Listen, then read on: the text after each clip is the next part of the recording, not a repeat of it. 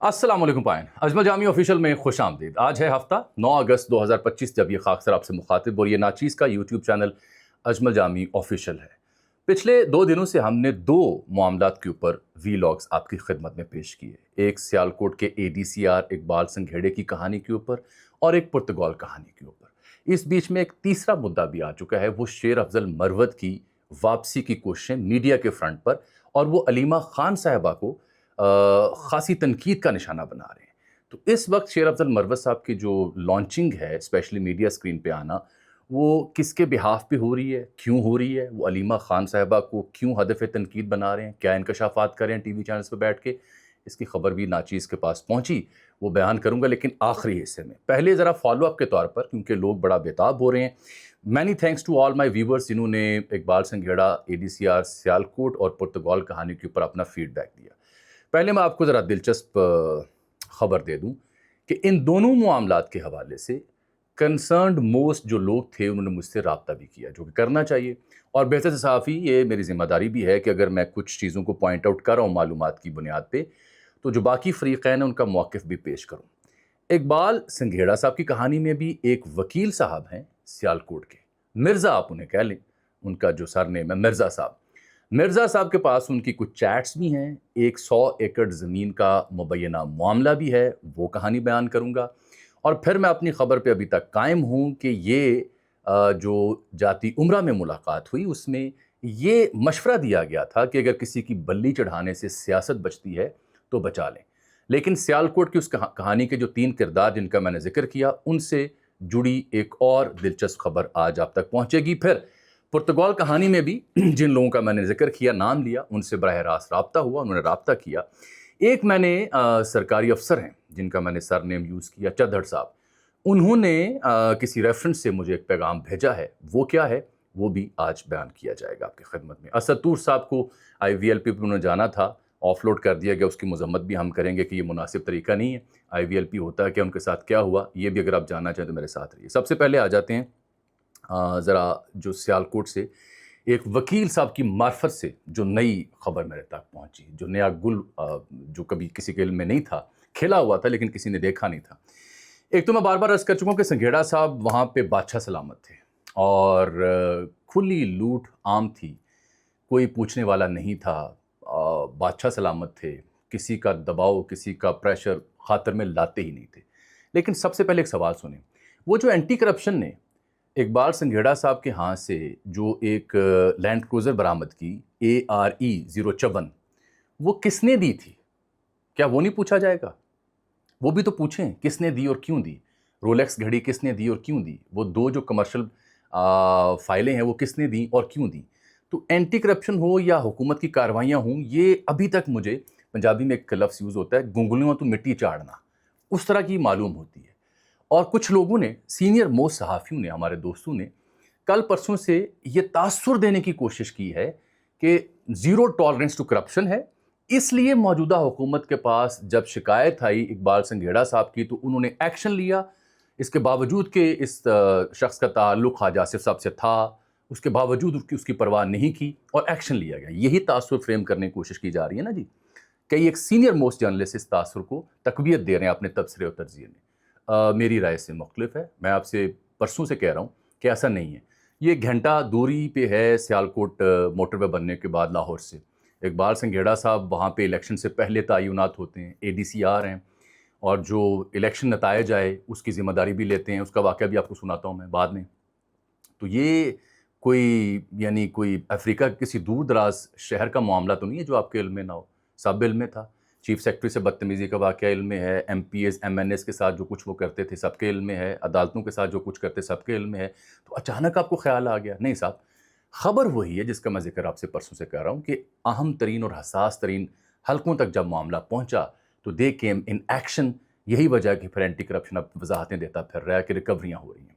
अब मैं मामला आपको सुनाता हूँ वाक़या। पहले मेरा सवाल आपने नोट कर लेना है कि वो जो लैंड क्रूज़र थी वो किसने दी, घड़ी किसने दी, और 17 करोड़ की जो बात कर रहे हैं उसमें 4 करोड़ अभी बाकी है, तो वो किसने, किसके साथ लेन देन थी, वो भी वाजे करें ना, क्यों दी किसी ने, उस शख्स को भी शामिल तफ्तीश किया जाए। एक बात और सुन लें, इनके टेन्योर में जो कि पौने 2 साल या 2 साल का है सियालकोट में, اس ٹینیور کے دوران جو انہوں نے زمینوں کی الاٹمنٹ اور تقسیم کے فیصلے کیے، اس کے اوپر جب تک تفتیش نہیں ہوگی مکمل کہانی آپ تک نہیں پہنچے گی. وہ تفتیش بتائے گی کون کون سے کردار، کون کون سے سیاسی، غیر سیاسی اور اہم حلقے اس سارے معاملات میں ملوث تھے. تو ایک مرزا صاحب ہے، سیالکوٹ سے وکیل ہیں، انہوں نے مجھے کچھ معلومات پہنچائی اور ان کے پاس ان کے ساتھ ہوئی چیٹ کا ریکارڈ بھی موجود ہے. He is willing to present it before any forum. یہ میں آن ریکارڈ آپ کو بتا رہا ہوں. انہوں نے بتایا جی کہ صورتحال یہ تھی کہ ایک زمین بنتی ہے جو کہ ڈسکا کے قریب ہے اور موترا کے قریب محمد پورہ ایک علاقہ ہے، وہاں پہ ایک زمین کا وہ واقعہ مجھے سنا رہے تھے. کچھ 100 ایکڑ کا معاملہ ہے اس زمین کا. محمد پورہ علاقہ ہے ایک ڈسکا موترا کے قریب. تو وہاں پہ 100 ایکڑ کا ایک کیس تھا ان صاحب کے پاس. اس 100 ایکڑ کے اوپر ایک ڈسکا کی ہی ہاؤسنگ سوسائٹی اور ایک اور فیملی ہے سیاسی طور پر سیالکوٹ کی، اور ان کا بھی ایک عجیب سا نام ہے، وقت آئے گا تو بتا دوں گا. یہ دو پارٹیاں اس 100 ایکڑ زمین پر چڑھ دوڑیں قبضہ کرنے کے لیے. اور یہ معاملہ جب یہ مرزا صاحب وکیل تک پہنچا جن کی زمین پر قبضہ ہو رہا تھا، تو وہ اسے لے کر کے کنٹیسٹ کرتے ہوئے ADCR تک پہنچ گئے. ان صاحب کے پاس ان کی پوری چیٹ بھی موجود ہے. ان صاحب نے انہیں کہا کہ آفس تو میں بہت کم جاتا ہوں، تو آپ سروسز کلب جو میں نے کل ذکر کیا تھا کینٹ میں ہے، وہاں پہ جو ان کا آستانہ عالیہ چشتیہ قلندریہ سہروردیہ ہے، وہاں تشریف لیں، وہاں بیٹھ کے بات ہو جائے گی. تو یہ وہاں بھی گئے. ان کو 16 جولائی کی تاریخ دی گئی اس 100 ایکڑ زمین کے فیصلے کے حوالے سے. لیکن پھر کیا ہوا، جب یہ 16 جولائی قریب آئی تو یہ مرزا صاحب جو وکیل ہیں انہوں نے مجھے بتایا کہ ایک ہفتہ نہیں بلکہ اس سے پہلے 7 جولائی کی پرانی تاریخ ڈال کے اس زمین کا فیصلہ سنا دیا گیا تھا، جو کہ جن لوگوں کے جو متاثرین ہیں ان کے خلاف تھا. وجہ 2 بڑی پارٹیاں پڑ گئی تھیں پیچھے. یہ ایک کارنامہ ہے جو مجھے ایک وکیل نے بتایا. جب سے میں نے اس ایشو پہ ویلاگ کرنا شروع کیے ہیں، people are approaching me, sharing data, sharing details, اور ہر وکیل مجھے ایک ہی بات کہہ رہا ہے کہ ان کے دور میں ہونے والے فیصلوں کی فائلیں کھلوائی جائیں، کمیشن بنے اور اس کی انویسٹیگیشن کریں، تو آپ کو ایسی 100 ایکڑ نہیں بلکہ 1000 کہانیاں سننے کو ملیں گی. اس میں جو 3 کردار تھے، شاہد کوک صاحب، زاہد جاوید صاحب جو CA بنانے والی فیکٹری کے مالک ہے جو دبئی جا چکے ہیں، انہوں نے کیا دیا انہیں اور ان کا پھڈا کیوں ہوا وہ بھی انویسٹیگیشن کے قابل ہے. پھر وہ کیوں پہنچے اعلیٰ سرکار کے پاس وہ بھی انویسٹیگیشن کے قابل ہے. تو جہاں ADCR صاحب کو انویسٹیگیٹ کرنا چاہیے، وہاں وہ لوگ جنہوں نے تحائف دیے ان سے پوچھا جانا چاہیے کہ ان کا تعلق کیا تھا اور کس حد تک وہ نوازتے رہے اور کیوں نوازتے رہے. یہ ایک کہانی انہوں نے مجھے سنائی. ان کے دور میں ایک جعلی جو نیب کا ذمہ دار بھی وہاں فراڈیا پھرتا رہا، مسعود احمد چشتی، اور اس کی سرکاری دفاتر میں تصویریں بھی ہیں، وہ تصویریں میرے پاس موجود ہیں. اسسٹنٹ ڈائریکٹر نیب اپنے آپ کو کہتا تھا مسعود احمد چشتی، پاک پتن سے تعلق بتاتا تھا. ان کے دور میں وہ وہاں پہ سرگرم تھا، پھر وہ پکڑا گیا، چھوڑ کے چلا گیا. یہ دوسری کہانی ہے. تیسری جو بات اس سے جڑی ہے، مجھے ایک صارف احسان حق جنہوں نے میرے ویلاگ کے نیچے رابطہ کیا اور بتایا کہ آپ کی معلومات ان کے حوالے سے درست ہیں. ان کا تعلق اقبال سنگھیڑے کا سانگلہ ہل سے ہے. یہ میرے کلاس فیلو رہے ہیں. انہوں نے کہا کہ ان کی والدہ 2003 میں سانگلہ ہل میں جو گرلز کالج تھی اس کی پرنسپل تھیں، اب ایک پرائیویٹ کالج وہاں ہے اس کو رن کرتی ہیں، اور انہوں نے کہا کہ ان کی اہلیہ بھی ADCR ہے. بس اتنا تبصرہ کیا، آگے انہوں نے کوئی جواب نہیں دیا. اب آ جاتے ہیں دوسرے معاملے کے اوپر جو میں پہلے بھی بار بار عرض کر رہا تھا کہ اس ساری کہانی میں اب کوشش ہی ہو رہی ہے پولیٹیکلی سیاسی جماعت نون لیگ کی جانب سے کہ کسی ایک کی بلی چڑھا کر اگر معاملہ دبتا ہے تو دبایا جائے. لیکن میری خبر یہ ہے کہ یہ معاملہ یہاں نہیں رکے گا.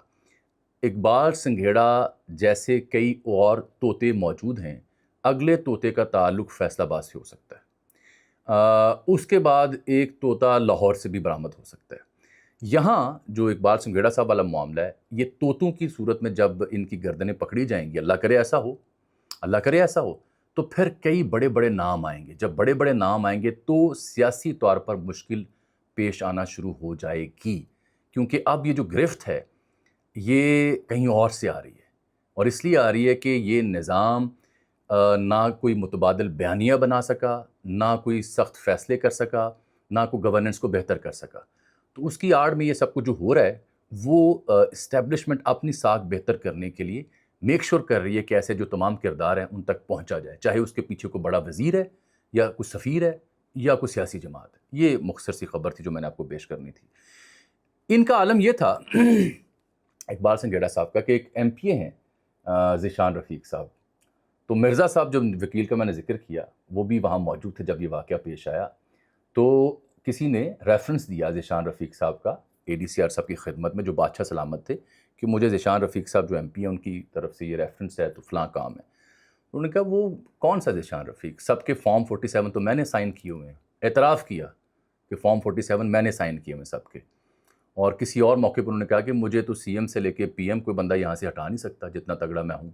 میں نے کل بھی آپ کو کہا تھا کہ یہ ہواؤں میں اڑتے تھے اور ایک دوست کو جو ان کا بیچ میٹ تھا لاہور میں اس کو انہوں نے فون کر کہا کہ یار میں ہواؤں میں اڑ رہا ہوں مجھے اڑنے دو. پرواز کتنی بلند ہوگی اور پھر کیا انجام ہوگا یہ بات کی بات ہے. فی الحال مجھے اڑنے دو, مجھے پر لگے ہوئے ہیں. تو اڑ رہے ہیں صاحب, اڑیں آپ بھی. چاہتے ہم یہ ہیں کہ باقی لوگ جو تھے نا وہ بھی پوائنٹ آؤٹ ہوں, پتہ چلے کہ یہ صرف سیالکوٹ کی کہانی نہیں ہے, شاید جگہ جگہ کہانی نکلے. میں نے آپ کو بتا دیا 2 اور علاقے فیصل آباد اور لاہور سے ایسے 2 طوطے اور مزید برآمد ہو سکتے ہیں. آگے آ جائیے جی. جو پرتگال کہانی کا واقعہ ہے, پھر شیر افضل مروت بھی ہیں, ستور بھی ہیں. شیر افضل پرتگال کہانی پہ جو واقعات میں نے آپ کی خدمت بیان کیے, اس کے بعد میں نے ذکر کیا تھا ایک بیوروکریٹ ہیں جن کا فیملی نیم چدھڑ ہے, اور معلومات تھیں کہ شاید وہ بھی مستفید ہوئے گولڈن ویزا سے اور پراپرٹیز وہاں انہوں نے بنائی ہیں. تو مجھے ان کے ریفرنس سے ان کے ایک انتہائی قریبی حلقے نے ایک پیغام دیا جو کہ بحیثیت صحافی میری ذمہ داری ہے کہ میں بیان کروں. انہوں نے کہا جی کہ چدھڑ صاحب کی جو فیملی ہے, ان کے اہل خانہ یا وہ خود, ان کے پاس کبھی بھی پرتگال کا گولڈن ویزا نہیں رہا. اور یہی نہیں بلکہ انہوں نے کہا جی کہ نہ پرتگال, نہ اسپین, نہ مالٹا, نہ گریس, نہ کسی اور آس پاس کے ملک میں ان کی کوئی پراپرٹی نہیں ہے. میرے استفسار پر انہوں نے مزید کہا کہ جی ہماری پاکستان کے علاوہ کسی اور ایسے ملک میں کوئی جائیداد نہیں ہے, یہ جو تصور ہے یا یہ جو ایکوزیشن ہے یہ درست نہیں. اور پھر میرے استفسار پر انہوں نے کہا کہ میں اپنے اس دعوے کو ثابت کرنے کے لیے کسی فورم پر بھی حاضر ہوں, چاہے کوئی وی لاگ ہے, چاہے کوئی کورٹ کچہری ہے, میں یہ ثابت کرنے کے لیے حاضر ہوں. انہوں نے کہا جی میرے بارے میں یہ غلط معلومات دی گئی ہے. تو اگر تو یہ وہی چدھڑ صاحب ہیں تو ان کا پیغام میں نے آپ کی خدمت نشر کر دیا. پھر میں نے ذکر کیا تھا ایک اور کردار علی سہیل ورق صاحب کا, ان کے حوالے سے بھی دلچسپ کہانی سنیں. انہوں نے بھی رابطہ کیا مجھ سے, ان کے کئی خیر خواہوں نے بھی مجھ سے رابطہ کیا, ان کے کئی بدخواہوں نے بھی مجھ سے رابطہ کیا. صحافی یہ سب سے رابطے ہوتے ہیں. ان کی کہانی سنی. ان کا جی بات یہ ہے کہ میں پرتگال میں لیگل کام کرتا ہوں ریئل اسٹیٹ کا, ٹھیک ہے, اور میرا کوئی تعلق نہیں ہے کسی بیوروکریٹ نے, کسی سیاستدان نے اگر پرتگال میں پراپرٹیز بنائی ہیں, دوہری شہریت لی ہے, تو میرا تعلق نہیں ہے. میں ریئل اسٹیٹ کا ایک جائز کام کرتا ہوں, اور مجھ سے اگر لوگ رابطہ کرتے ہیں تو میں ان کو متعلقہ لائرز اور دیگر لوگوں سے روابط کروا دیتا ہوں. ٹھیک ہے, یہ ان کا نقطہ نمبر 1. دوسرا انہوں نے فرمایا کہ جی آپ نے شادی کا ذکر کیا جو کاموں کی میں ورک فارم ہاؤس پہ ہوئی, 10 روزہ تقریبات کا آپ نے ذکر کیا. انہوں نے کہا جی ایسا ہے کہ اس شادی سے پہلے میرے والد صاحب کا انتقال ہو گیا تھا, ہم سب بڑے مغموم تھے, تو ہم چاہتے تھے دھوم دھام سے اپنے چھوٹے بھائی کی شادی کریں جو کہ ایک بڑی فیکٹری کے آنر بھی ہیں, اللہ کا دیا ہوا سب کچھ ہے, تو ہم نے پھر دھوم دھام سے شادی کی. تیسرا انہوں نے کہا جی آپ نے کہا مجھے فوج سے نکالا گیا, مجھے نکالا نہیں گیا, میں نے خود فوج چھوڑی ہے. لیکن میرا سوال ابھی بھی بدستور قائم ہے کہ کیا علی سہیل ورق صاحب اپنے نام کے ساتھ کیپٹن ریٹائرڈ علی سہیل ورق لکھ سکتے ہیں؟ کیا ان کا کورٹ مارشل نہیں ہوا؟ یہ میرا سوال ہے جو ابھی بھی قائم ہے. میں نے ان سے بحث بھی کی. انہوں نے مجھ سے پوچھا کہ جی آپ کو معلومات کیسے پہنچی؟ تو میں نے کہا بھائی صاحب صحافی کبھی اپنی خبر کا سورس نہیں دیتا, اور ایسا نہیں ہے کہ آپ کے آس پاس کسی بندے نے کوئی خبر دی ہو. تو یہ ان کا موقع بھی تھا. یہ جو پرتگال کہانی ہے اس میں ایک دلچسپ نقطہ یہ ہے کہ یہ خواجہ صاحب کے ہاں سے کیوں ہائی لائٹ ہوئی. یہ بھی ایک واردات ہے جو آپ نے بڑے دھیان سے سننی ہے. ہوا یہ کہ اگر پرتگال میں گولڈن ویزا اور جائیدادوں کے حوالے سے کوئی ایک گروپ ایکٹیو ہے تو پیرلل ایک دوسرا گروپ بھی مارز وجود میں آتا ہے. اس گروپ کا ہو سکتا ہے تعلق کہیں اور ہو. تو جب 2 دھڑے وہاں کھڑے ہو گئے تو ایک دھڑے سے تو پرابلم ہونی تھی کسی ایک کو. جب پرابلم ہوئی تو پھر ان کا نام لیا گیا. یہ ایک دھڑے کے بقول یہ دلیل ہے, میری یہ دلیل نہیں ہے. میں نے صرف موقف بیان کیا جو کہ آپ لوگ اکثر کہتے ہیں کہ صحافی ہیں تو پھر دوسری پارٹی کا موقف دو. میں ابھی بھی قائم ہوں کہ ایسے تمام لوگ جن کی دوہری شہریت ہے, جنہوں نے گولڈن ویزاز لیے ہیں, جنہوں نے وہاں پہ پراپرٹیز بنائی ہیں, خواجہ صاحب کے اوپر لازم ہے کہ ان کی اب فہرست شائع کریں. وہ وزیر دفاع ہیں اس ملک کے. بات کہہ کے آپ چھٹی نہیں کروا سکتے. آپ کے اوپر لازم ہے, حکومت آپ کی ہے. میرے ملک کے عوام کو بتائیں کہ وہ کون لوگ ہیں جو نوکری یہاں کرتے ہیں, تنخواہ میرے پیسے سے, آپ کے پیسے سے لیتے ہیں, لیکن جائیدادیں باہر بناتے ہیں اور گولڈن ویزے باہر کے لیتے ہیں. ان کی فہرست دیں نا. پتہ چلے. اس کے اوپر زاہد گشکوری صاحب بھی کام کر رہے ہیں, میری ان سے گفتگو بھی ہوئی. زاہد گشکوری صاحب کے نام ایک خیر خواہ نے بہت لمبا پیغام بھیجا تھا, اور میرے نام بھی. کچھ سوال اور کچھ ہنٹ انہوں نے ہمیں دیے تھے, تو میں بھی کوشش کر رہا ہوں انویسٹیگیٹ کرنے کی یہ لوگ کون ہیں, اور زاہد صاحب بھی کر رہے ہیں. جیسے ہی میرے پاس مزید معلومات پہنچیں گی آپ سے وعدہ رہا انشاءاللہ آپ کی خدمت میں پیش کریں گی. فی الحال یہ جو پرتگال کہانی ہے یہ آج کے لیے یہاں وائنڈ اپ میں کرتا ہوں. جس کا جو موقف تھا وہ بیان کر دیا, لیکن یہ سادہ معاملہ نہیں ہے. گورنمنٹ کے اوپر لازم ہے کہ وہ ہائی لائٹ کریں. شیر افضل مروت سے پہلے میں آپ سے عرض کروں کہ یہ غائب ہوئے میڈیا سے. پی ٹی آئی سے کوئی تعلق نہیں تھا, بڑ بولے ہیں, فلیم پوائنٹ ہیں, تو یہ اچانک ان کی انٹری ہوتی ہے. اب سارا عالم صاحب کے شو میں, پی ٹی وی کے ایک شو میں بھی گئے ہوئے ہیں, سمر عباس کے شو میں بھی گئے ہوئے ہیں, سنو ٹی وی کے ایک شو میں بھی گئے ہوئے ہیں, اور بلند بانگ دعوے کر رہے ہیں, بڑکے مار رہے ہیں. شیر افضل مروت صاحب بالخصوص ٹارگٹ کر رہے ہیں علیمہ خانم صاحبہ کو, علیمہ خان صاحبہ کو, عمران خان صاحب کی بہن کو. اور وہ یہ کہہ رہے ہیں کہ 9 مئی کو جو کور کمانڈر ہاؤس میں معاملہ ہوا, تو جو حسان نیازی کو شلوار پکڑائی گئی یا لہرائی گئی, وہ شیر شاہ تھا جو علیمہ خان کا بیٹا ہے. اور کیونکہ علیمہ خان صاحبہ کے تعلقات ہیں, اور وہ چونکہ خود اسٹیبلشمنٹ کا پروجیکٹ ہیں, تو انہوں نے اپنے تعلقات کو استعمال کیا, اپنے بچوں کو باہر نکلوا دیا, باقی بچے پھنس گئے. یہ ان کا الزام ہے شیر افضل مروت کا. میں نے حسان نیازی اور ان کی فیملی سے رابطہ کرنے کی کوشش کی کہ یہ بتایا جائے کہ کیا وہ جو شلوار لہرانے والا واقعہ اس میں یہ شیر شاہ یا کوئی اور بندہ ملوث تھا. انہوں نے کہا جی ہمارے علم میں نہیں ہے, ہماری میموری میں نہیں ہے, ایسا کچھ ہوتا تو ہم ضرور بتاتے.